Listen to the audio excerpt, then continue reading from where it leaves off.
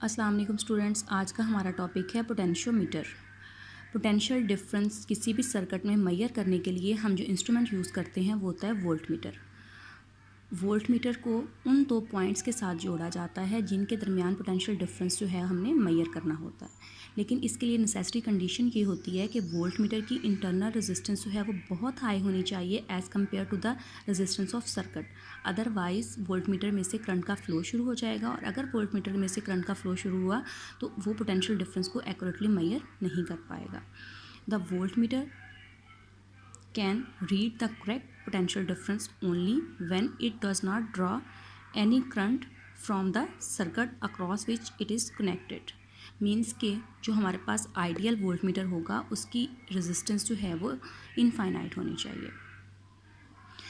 अब इसके अलावा जो इंस्ट्रूमेंट्स हम यूज़ कर सकते हैं वो होते हैं डिजिटल वोल्टमीटर और कैथोड रे ऑसिलोस्कोप, जिसे CRO भी कहा जाता है। अब इनकी जो है इंटरनल रेजिस्टेंस बहुत हाई होती है कि प्रैक्टिकली इनमें से कोई करंट जो है वो फ्लो नहीं करता। ये पोटेंशियल डिफरेंस को एक्यूरेटली मेजर कर सकते हैं, लेकिन इनके साथ जो है वो डिफ़िकल्टी ये है कि एक तो ये एक्सपेंसिव है और दूसरा जो है इनका यूज़ डिफ़िकल्ट है।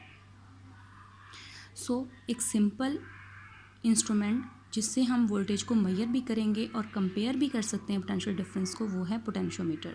उसके लिए फिगर देखें इसकी कि हम एक रजिस्टर यूज़ कर रहे हैं AR, ठीक है, और इसके अलावा एक इसका स्लाइडिंग कॉन्टैक्ट है C जो कि मूवेबल है। अगर आप इसको A की तरफ मूव करवाओगे तो रेजिस्टेंस जो है वो कम होगी, और अगर आप इसको B की तरफ मूव करवाओगे तो रेजिस्टेंस जो है वो ज़्यादा होना शुरू हो जाती है। यानी आप रेजिस्टेंस को 0 से R की तरफ जो है वो इसको वेरिएट करवा सकते हो स्लाइडिंग कॉन्टैक्ट C को मूव करवा के।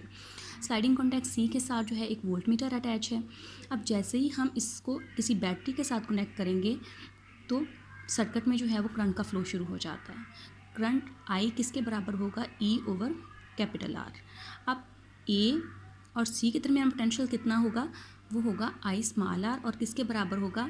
I की जगह यहाँ हम वैल्यू पुट करें, यानी potential difference between A and C कितना होगा? r E/R। ये जो है अरेंजमेंट है पोटेंशियोमीटर की, जिसमें हम जो है पोटेंशियल को डिवाइड कर सकते हैं। यानी अगर हम इसको स्लाइडिंग कॉन्टैक्ट C को मूव करवाएंगे A से B की तरफ तो रेजिस्टेंस चेंज होगी 0 से R की तरफ, ठीक है। यानी स्टार्ट में अगर A पे है तो हमारे पास रेजिस्टेंस 0 होगी, और अगर B पॉइंट पे आ जाएगा तो रेजिस्टेंस कितनी होगी? R होगी। और इसी तरह से अगर पॉइंट A पे है तो वोल्टेज की वैल्यू 0 होगी, EMF यहाँ 0 होगा, लेकिन जब ये B पॉइंट पे होगा तो EMF की वैल्यू जो है वो मैक्सिमम होगी। यानी ये इसकी अरेंजमेंट जो है, इसको हम पोटेंशियल डिवाइडर अरेंजमेंट का नाम भी देते हैं। और ये पोटेंशियल डिवाइडर अरेंजमेंट जो है, इसको अननोन EMF ऑफ सोर्स जो है उसको भी फाइंड आउट करने के लिए यूज़ किया जा सकता है। और उसके लिए सर्किट देखें कैसे है कि सर्किट में स्लाइडिंग कॉन्टैक्ट C जो है उसके साथ हम वोल्टमीटर की बजाय हम यहाँ पर गैल्वेनोमीटर अटैच कर रहे हैं, और वो बैटरी यूज़ कर रहे हैं जिसका EMF जो है वो अननोन है। यानी इस बैटरी का EMF जो है वो हमने फाइंड आउट करना है। अब इसको सर्किट में जोड़ना इस तरह से है कि जो हमारे पास सर्किट में पहले बैटरी थी, नॉन बैटरी है, उसका पॉजिटिव टर्मिनल और अननोन बैटरी का पॉजिटिव टर्मिनल जो है वो दोनों पॉइंट A पे कनेक्टेड होंगे। देखिए, अ सोर्स ऑफ पोटेंशियल से अ cell whose EMF EX is to be measured is connected between A and sliding contact C through a galvanometer G. It should be noted that the positive terminal of EX and that of the potential divider are connected to the same point A. यानी potential divider का positive terminal और unknown battery जो है उसका positive terminal जो है वो same point A पे कनेक्टेड होने चाहिए।